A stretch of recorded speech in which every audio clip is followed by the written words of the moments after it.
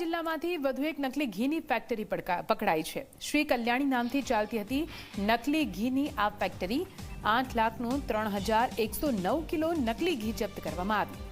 Row materials સહિતની machinery પણ જપ્ત કરાઈ છે।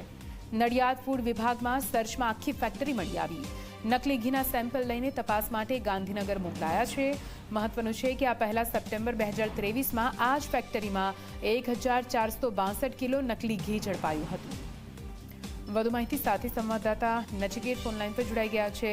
નચિકેત, વધુ એક નકલી ઘીની ફેક્ટરી ઝડપાઈ છે, કેવી રીતે ખબર પડી? દરોડા પાડતા શું કે સામે આવ્યું? નચિકેત, બિલકુલ નિધિ, જો વાત કરવામાં આવે તો જે ખેડા જિલ્લાના જે હવે નકલી જે હબ બનતું જઈ રહ્યું છે, કારણ કે જો વાત કરવામાં આવે તો અગાઉ પણ જે રીતે નકલી ઈનો અને નકલી ઘણી બધી જે ખાદ્યની જે વસ્તુઓ છે મળી આવી છે। જો મસાલાની, ગરમ મસાલાની વાત કરીએ કે મરચા હળદરની વાત કરીએ, તે પણ નકલી ફેક્ટરીઓ ઝડપાઈ છે। હવે જ્યારે નકલી ઘી જે ફરી એક વખત જે આ 2023માં આ ફેક્ટરી સપ્ટેમ્બર મહિનામાં ઝડપાઈ હતી, પરંતુ ફરીથી અલગ બ્રાન્ડ નેમના કારણે તે ફરી શરૂ થઈ હતી અને આજે નડિયાદ ફૂડ એન્ડ ડ્રગ્સ વિભાગ દ્વારા વોચ ગોઠવી અને આ જે ફેક્ટરી છે તે ફેક્ટરીમાંથી 3109 કિલો જેટલું જે ભેળસેળ વાળું જે ઘી છે તે શંકાસ્પદ ઘી મળી આવ્યું છે। ચોક્કસથી તેની સાથે જે અન્ય જે તરલ પદાર્થો છે જે ઘીમાં ઉમેરવામાં આવતા હતા એ પણ મળી આવ્યા છે અને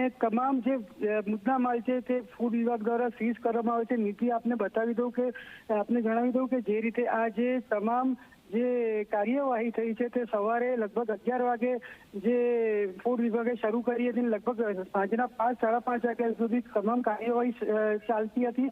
તે દરમિયાન પણ જો વાત કરીએ તો જે પહેલા જે આ જે માલિક હતો તે અગાઉ 2023માં 1462 કિલો ભેળસેળ વાળું ઘી માં પકડાયો હતો અને આજે પણ તે જ માલિક જે અન્ય બ્રાન્ડના લીધે આજે તેનું ઘી સીઝ કરવામાં આવ્યું છે। સાથે સાથે જો વાત કરવામાં આવે તો જેનું લાયસન્સ છે તે પણ તેનું લાયસન્સ સસ્પેન્ડ કરવામાં આવ્યું છે। આભાર।